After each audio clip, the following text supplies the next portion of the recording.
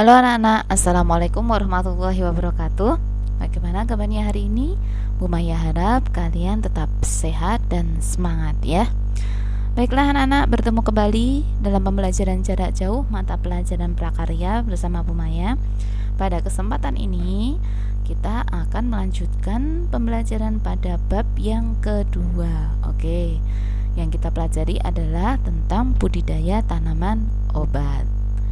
Oke anak-anak, langsung saja yang akan kita pelajari pada bab ini.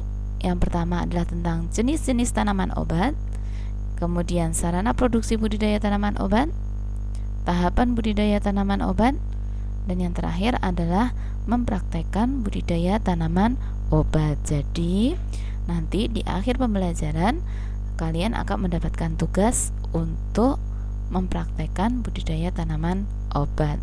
Oke, kita akan membahas satu persatu dari bab ini. Yang pertama adalah jenis-jenis tanaman obat. Oke.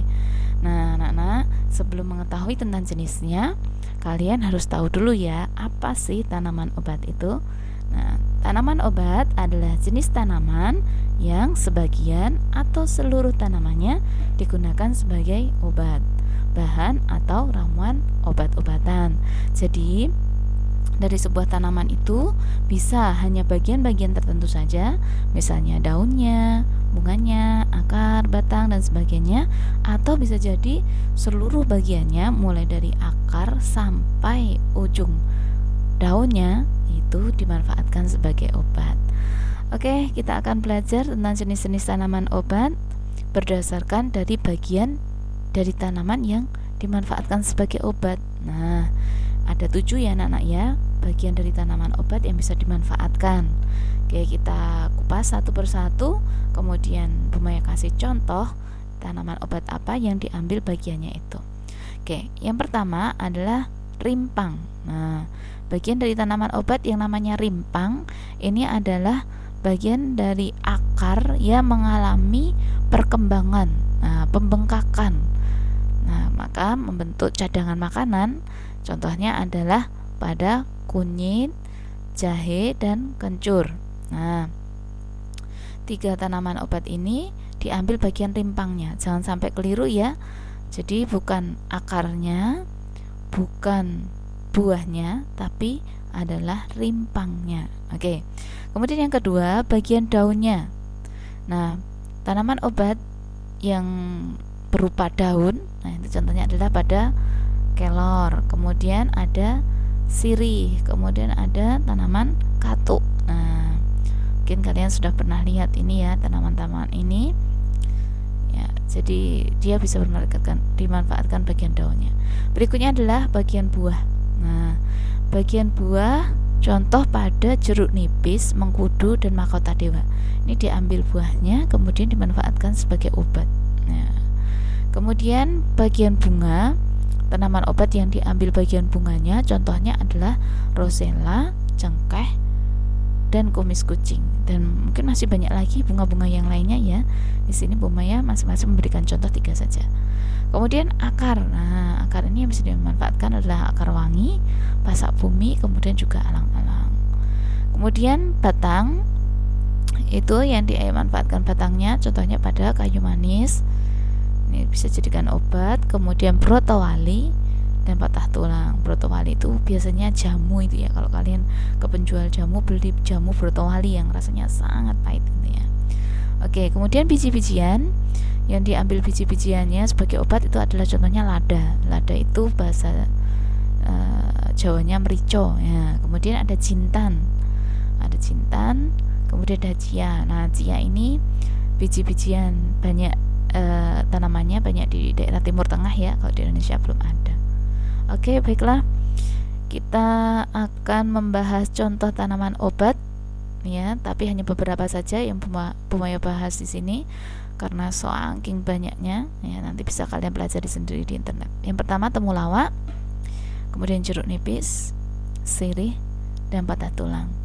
4 macam tanaman obat ini yang akan kita bahas satu persatu. Oke. Mulai dari yang pertama temulawak. Nah, temulawak ini nama latinnya atau nama ilmiahnya adalah Curcuma santoriza. Nah, bagian yang dimanfaatkan dari temulawak adalah bagian rimpangnya. Manfaatnya bisa mengobati penyakit mah, sembelit, sariawan, cacar air, asma, dan sakit kepala. Nah, biasanya kadang-kadang temulawak ini dimanfaatkan untuk obat masuk angin gitu ya. Ada juga untuk anak-anak ya, kadang balita gitu ya, yang susah makan, nah, maka diberi jamu temulawak ini supaya mudah makannya. Nah, ini ya gambarnya tanaman temulawak.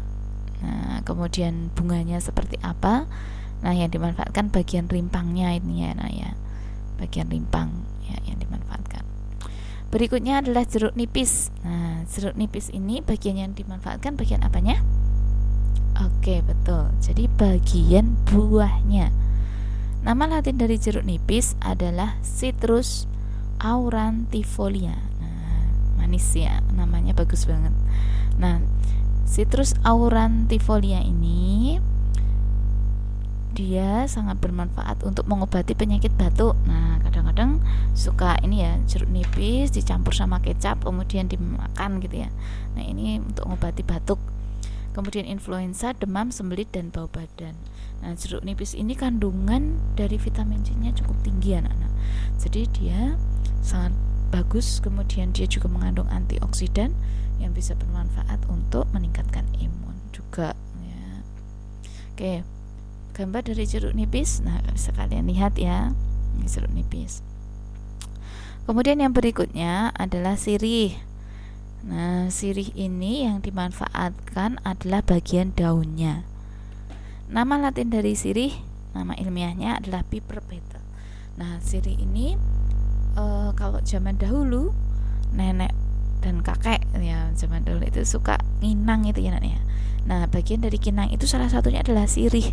Nah, suka sirih. Nah, ini jadi mbah-mbah zaman dulu itu suka makan sirih.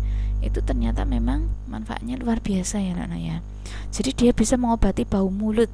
Nah, makanya kan nginang itu pakai sirih supaya mulutnya nggak bau gitu ya. Kemudian bisa mencegah sakit gigi juga.